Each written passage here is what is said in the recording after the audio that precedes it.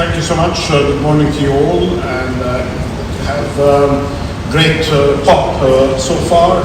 It's many good announcements, activities, events, and while you are here in this lovely city of Dubai, if you have time, don't forget exploring part of its beauty and what it offers, especially on the cultural side and the new museums.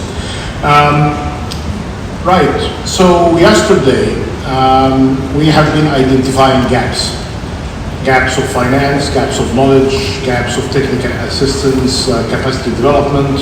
In this very room yesterday and 4 events, we discussed the updates on climate finance globally, and based on reports that came from the Global Center for Adaptation and the CPI, we know that climate finance globally has doubled in the comparative periods explored by the report, which is available online.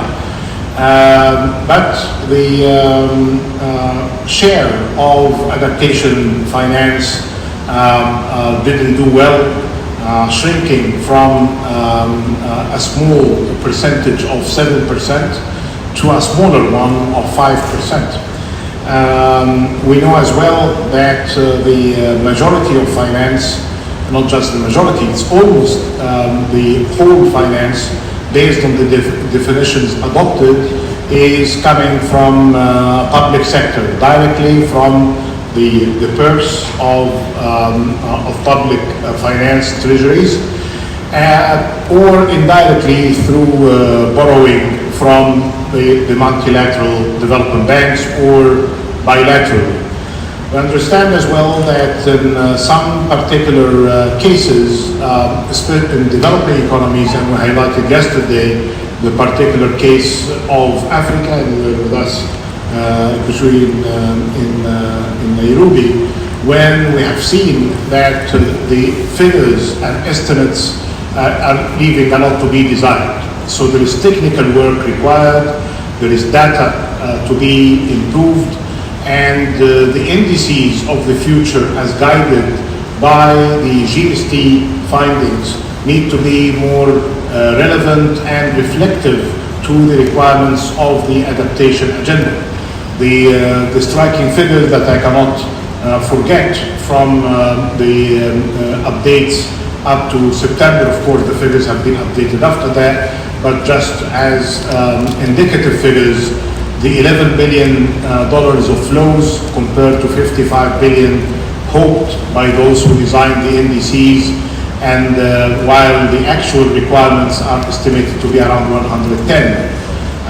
The arguments that you'll be seeing floating around and pushing themselves to the final documents of this COP are discussions about doubling finance for adaptation, while the reports that I just referred to and the views from experts, not just from the Global Center of CPI, but from UNIT and other sources of knowledge, are telling us that quadrupling the figures from the current level could be the critical minimum.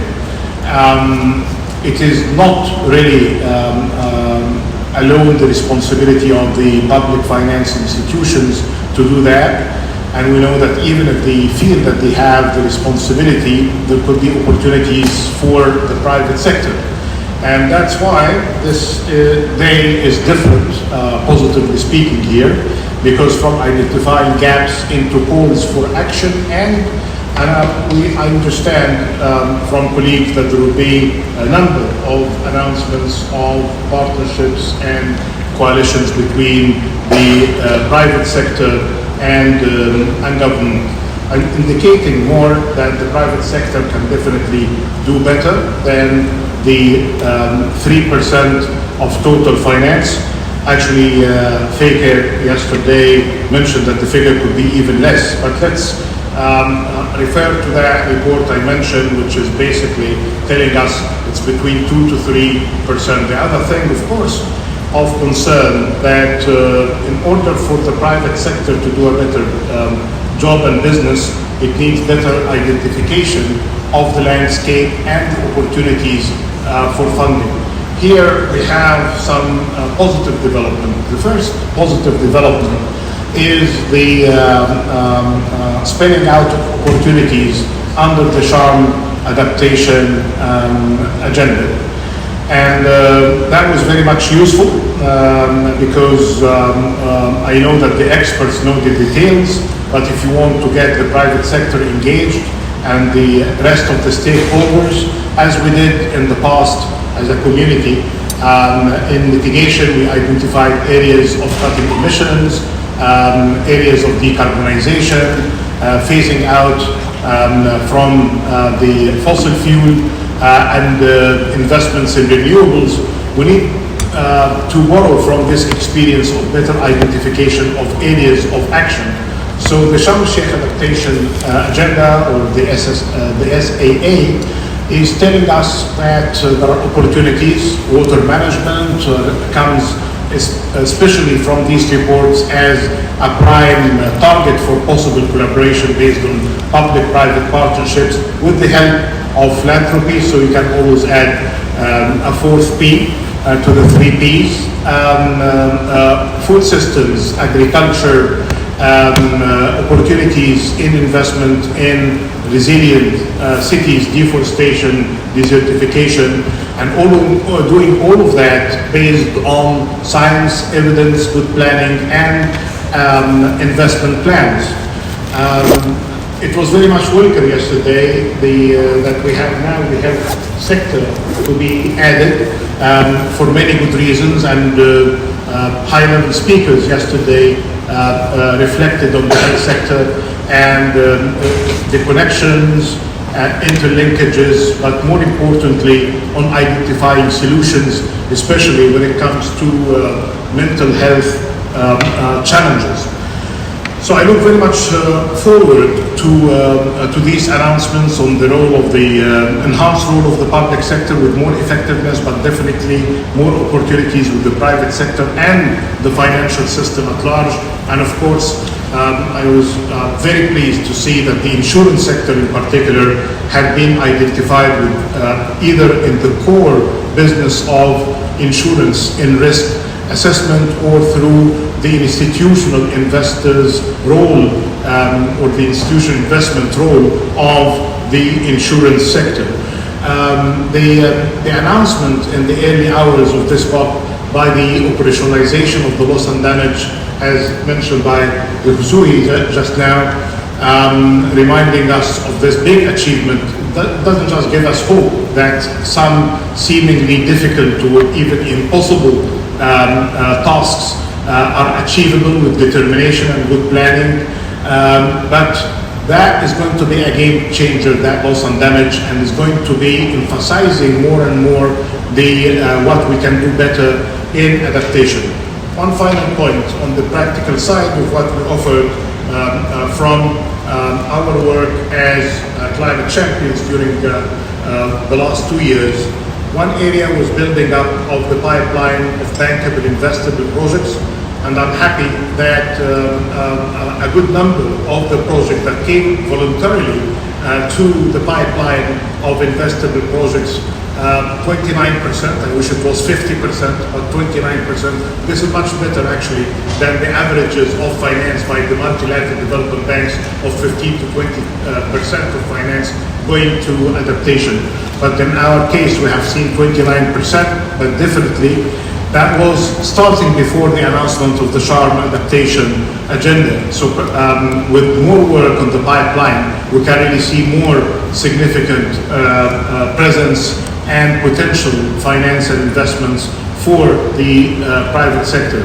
At the localized level as well, we have an experiment at the country level in Egypt on the green smart projects, and I'm happy to mention that even a bigger percentage of bankable, investable projects in different stages of development and in different categories, from small to large, from women-led to startups, have been identified in the adaptation area. What I'd like to mention as well, which is unusual for me to mention the IMF, bearing in mind that I work there, but I'm emphasizing my role here in the as a climate champion, not to confuse anyone with my role at the IMF. But I like to alert you, please, all of you, especially the experts, to this new facility that was designed and announced yesterday for Bangladesh. So Bangladesh and its partners launched the Bangladesh Climate and Development Platform to leverage adaptation. Adaptation came first, and mitigation investments. It's unprecedented collaboration between the following: the IMF, Asian Development Bank, IFC, MEGA, AIIB, this is the Asian Infrastructure Investment Bank, AFD, the Agence Française de Développement, the European Union and the European Investment Bank, GCF, the Green Climate Fund, that I was happy to facilitate their replenishment, and they celebrate today, everybody I think, the reaching unprecedented figure of pledges. I hope that this will be translated into active submissions, 12 billion, 475 million. GCF was part of that, JICA and others to join. This is a platform that I encourage you to explore, because that could really be helpful as a platform. While it sounds like very much public institutions, but there are opportunities for partnership, for leveraging with the private sector, including with the insurance sector. And the amounts are on the increase after that platform being launched, but it had already a very strong start, and I encourage you to go and see the disaggregated figures. I look very much forward to the announcement. Colleagues encouraged me to mention a few of them, but I leave that as teasers to these announcements, including what will come from the billions declaration and many other announcements on the coalitions for adaptation and investment for the future of better climate action in the future. Thank you so much.